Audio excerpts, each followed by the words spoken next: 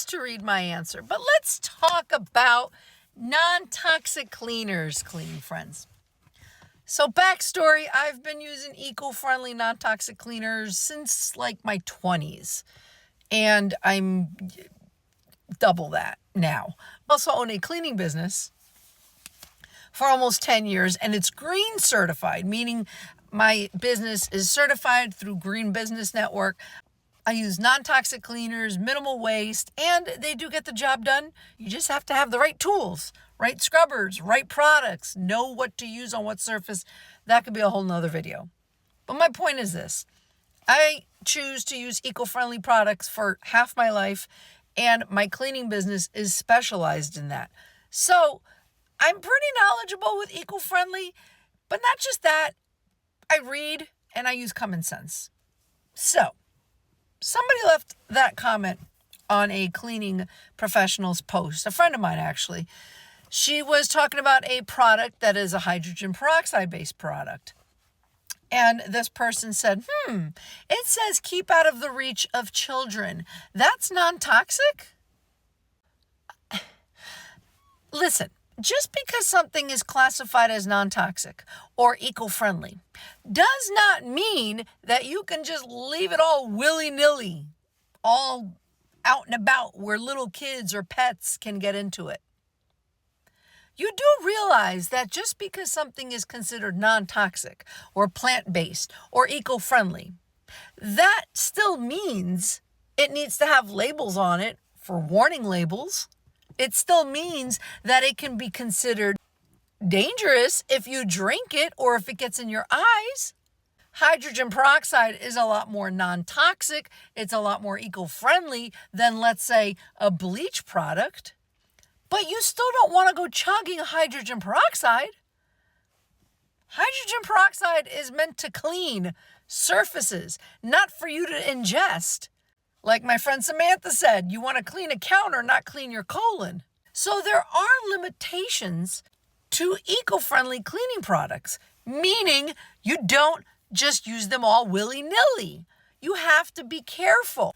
I would not leave hydrogen peroxide out and about around my kids.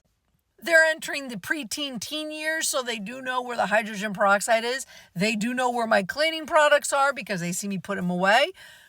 If something spills, I tell my son, get the cleaning spray, and he gets it.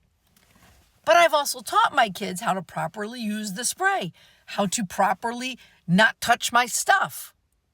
And when they were much younger, I made sure all my cleaning products, and I'm talking about vinegar, peroxide, essential oils, which I've been using for half my life as well. I always kept those and still keep them out of the way. I don't just keep them all willy-nilly. They're pushed away on a counter. My essential oils are put away. My kids don't even know where the essential oils are. And the ones that they do see more readily that I use in the diffusers, I teach them, don't touch them. I will show you how to use an essential oil because I don't want my 13-year-old getting eucalyptus oil dripping on his skin and thinking it's no big deal and then it's going to burn and sting because eucalyptus oil is a hot oil. That's another whole video that I talk about essential oils. But you can't just randomly put eucalyptus oil on your skin. It's going to sting. You can't go chugging lavender oil. And these are all plant-based, eco-friendly products. My kids know where the hydrogen peroxide is or the isopropyl alcohol for disinfecting. But if they need it, they ask. And I show them how to properly use things. I also have a cat. I don't leave my cleaning products around where he can lick them. So yes, eco-friendly, non-toxic products should still be kept out of reach of children and pets. And even adults. Maybe there's somebody in your home that is not mentally capable of understanding or distinguishing that peroxide is not water. Products need to be kept away safely. Even those that are eco-friendly, plant-based, non-toxic. Poison ivy is a plant. Poison ivy is plant-based. You don't want to touch poison ivy now, do you? Would you keep poison ivy away from kids? Sure would. I'd keep it away from everybody. But the point is, that's a plant. Not everything that's natural is something that you just want to have all willy-nilly loose around your house. Even as a cleaning professional, when I go to my clients' homes, my 7th generation bottle, my Force of Nature disinfectant, vinegar, whatever I have in my bag. If there's kids around, I'm like, oh, no, don't spray, don't touch. If there's a dog or a cat, I put it up high so the animal doesn't get to it. We're talking about vinegar, okay? But I don't want kids touching vinegar, especially somebody else's kids. Why? Because what if they start drinking the vinegar? That can get them sick. I don't want a dog licking peroxide. It's just common sense. Even if something is deemed non-toxic, because baking soda is non-toxic, you don't want to be eating it. You don't want to be bathing in it. You don't want to be rubbing vinegar all over your skin. I see people with these weird ASMR videos, and they're putting their hands in Comet and Fabuloso and Lysol, and they're just, what? That's all absorbed in your skin. I'm not going to be putting my hands in a bowl of hydrogen peroxide because that's going to hurt my skin, and that's non-toxic. So yes, you have to be careful, even with non-toxic, eco-friendly, plant-based products. You have to read the labels. You have to read the instructions. You have to know how to properly use things. One last tip. Do you know what's the most eco-friendly cleaning liquid around? Water. You can clean up a spill with water, right? That's as eco-friendly as you can get. Will I let a kid walk around a pool full of water? No, they can drown. Am I going to chug 15 gallons of water in a day? No, it'll make me sick, maybe even kill me, throw off my pH levels. See what I'm saying? And that's as eco-friendly, non-toxic as you can get.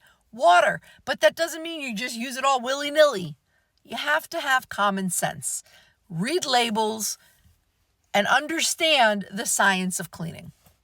And if you have any more questions, comment down below. Crunchy Cleaning by Kathy. Thanks for checking out this video. I really appreciate it. Just to let you know, I do not get paid for making videos. I don't get paid for my content. I wish I did. I really wish I did.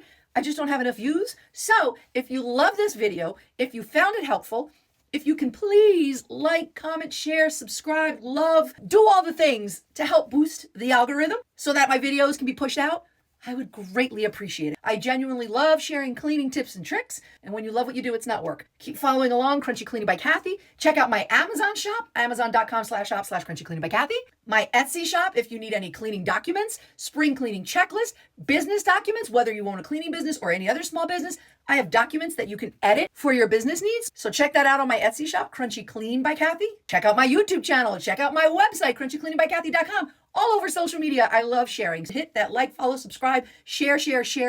It would help me out so much. So thanks again. I don't get paid to make these videos, but I do it because I love it and I love to help with cleaning tips. So thanks again, Crunchy Cleaning by Kathy.